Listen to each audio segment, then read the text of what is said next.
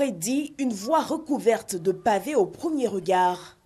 Il faut pourtant regarder de près et même de très près pour voir l'inscription gravée dans le bloc. UVD, unité de valorisation des déchets. Ces pavés ont en réalité une particularité. Ils sont issus de déchets plastiques. Tout commence ici, dans la rue.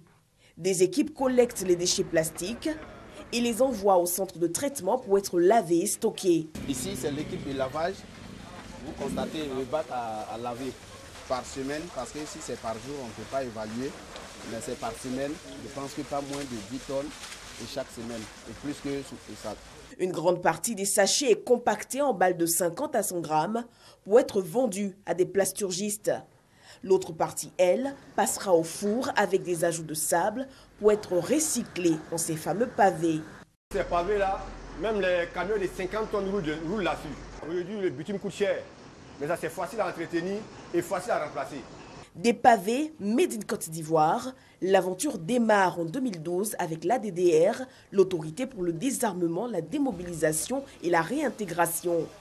Conformément à ses missions, l'autorité cherche des créneaux pour réinsérer 2100 jeunes, dont des ex-combattants démobilisés dans les métiers de la valorisation des déchets solides.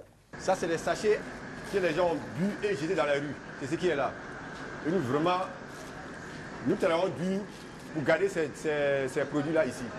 Nous aimons notre travail parce que nous contribuons au moins à l'assainissement de la ville et au bien-être aussi de notre famille.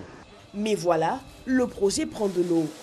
Difficile d'écouler les balles de déchets plastiques compactés ou les pavés. Aujourd'hui, on n'arrive pas à vendre. Ça fait plus d'1 an et quelques, on n'arrive même pas à vendre 1 kilo de ces déchets-là. Or, pourtant, nous travaillons dur.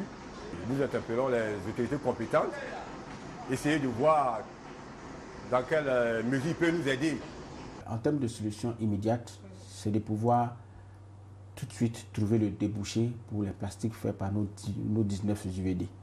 Donc que les plastogistes puissent racheter immédiatement au lieu de pouvoir, parce que la loi interdit l'importation, donc racheter, donc c'est contribuer à débarrasser notre environnement de ces plastiques, parce que c'est ça qui est le but.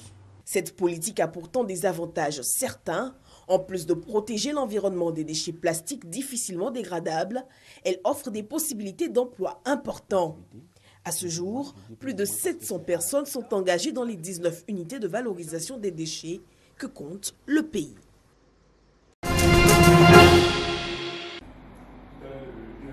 Des agents de la police nationale outillés par l'institution de prévoyance sociale, SEGRAE. L'objectif est de les imprégner au nouveau système de gestion de pensions conforme aux normes et standards internationaux pour mieux préparer leur retraite. C'est de pouvoir former des relais de la CIPS SEGRAE au sein des différents commissariats, au sein des différents districts de police, afin que les policiers, tous les agents de police soient mieux informés sur leurs droits au niveau de l'IPS SEGRAE.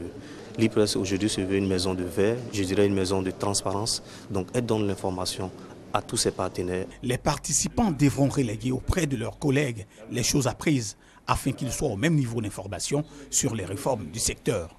Avant le départ à la retraite, on lui signifie qu'à une certaine période, il sera radié des effectifs de la police nationale. Donc à cet effet, il a le temps de préparer tout ce qu'il y a à la paperasse pour constituer son dossier de départ à la retraite. En plus de cette formation, les fonctionnaires de police ont été sensibilisés à s'intéresser aux prestations de l'IPS SEGRAE en faveur des retraités de police. Selon le formateur, le travailleur étant en fonction doit avoir toutes les informations liées à sa retraite.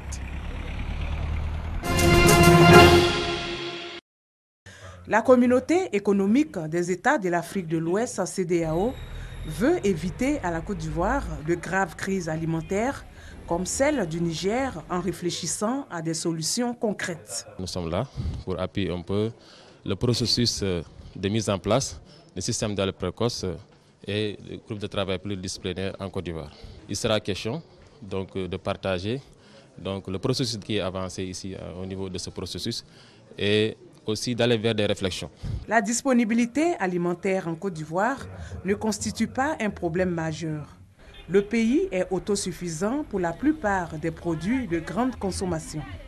Mais il faut détecter très tôt les problèmes liés au climat. Depuis un certain nombre d'années, nous sommes confrontés à un véritable changement climatique avec donc ses effets pervers sur les cultures.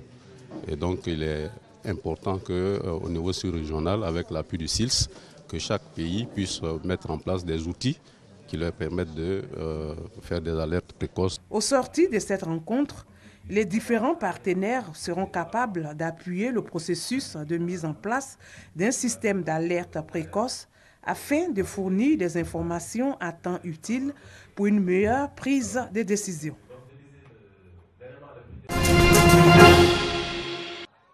Hôpital général de Toulepleu, bloc opératoire, une césarienne en urgence.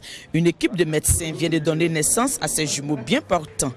La mère est encore au bloc, l'opération tire à sa fin, sous l'œil admiratif d'une hôte particulière, la ministre Anne-Désirée Ouloto. Une issue heureuse grâce aux médecins de l'ONG internationale Monan, présente à Toulepleu pour la 4e édition des journées médico-chirurgicales.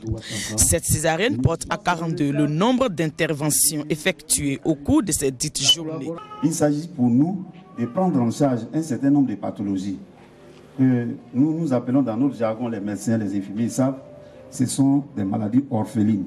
Orphelines parce qu'elles ne sont prises en charge par aucun programme national. 36 personnes soulagées d'hernies diverses, 4 césariennes, 2 appendicites. Un bilan possible grâce à la contribution financière de 5 millions de francs CFA du parrain Téné Birahima Ouattara, ministre des Affaires présidentielles. Sa représentante, la ministre Anne-Désirée Ouloto, encourage l'initiative et en appelle à l'union sacrée des fils et filles de la région pour le bonheur des populations. Je voudrais donc rendre hommage au parrain, au donateur, le ministre Ibrahim Ouattara, mais également à l'ONG Monan International, qui n'est pas à sa première initiative, en surtout les encourageant à poursuivre. Nous nous tiendrons donc à leur côté, avec l'implication de notre frère, le professeur Vossaï, avec l'implication également de tous les cadres que nous allons mettre également à contribution pour soulager nos parents. Des patients guéris sont reconnaissants. J'ai été opéré d'hernie étranglé. Tout s'est bien passé. 4 éditions des journées médico-chirurgicales pour un total de 587 patients opérés. Les responsables de l'ONG Monan saisissent l'occasion pour présenter la situation peu reluisante du district sanitaire de Toulepleu avec des insuffisances en tout genre. Plateau technique, centre de santé ruraux, ambulance, personnel médical.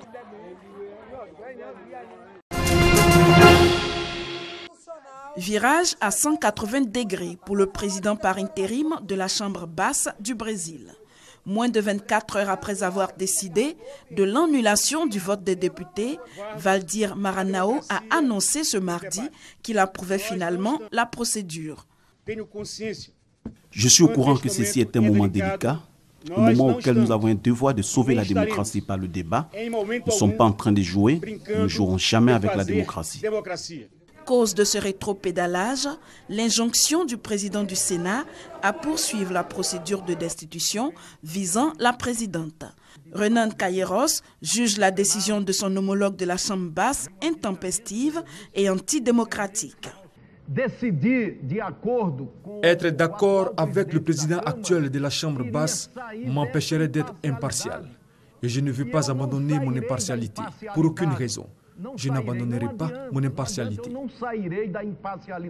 L'annonce de la décision a enflammé le Sénat. Votre honneur, vous faites une grave erreur parce que vous allez dans la même direction qu'Eduardo Cunha, qui depuis le tout début a agi de mauvaise foi pour poursuivre ce processus de destitution.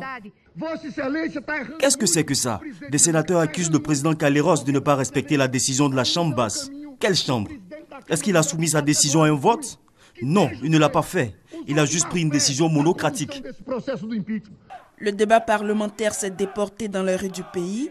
Dans la nuit de lundi à mardi, militants pro et anti-destitution ont envahi les grandes artères de la capitale pour exprimer leur colère. Nous devons non seulement retirer Dilma du pouvoir, mais aussi Temer, Edouard Cunha. On doit virer tout le monde. La procédure va donc suivre son cours, sauf intervention du tribunal suprême fédéral. Le vote du Sénat est annoncé pour ce mercredi. Une cinquantaine de sénateurs sur 81 devraient voter en faveur de l'ouverture du procès en destitution de la présidente Dilma Rousseff, qui dénonce une tentative de coup d'État parlementaire.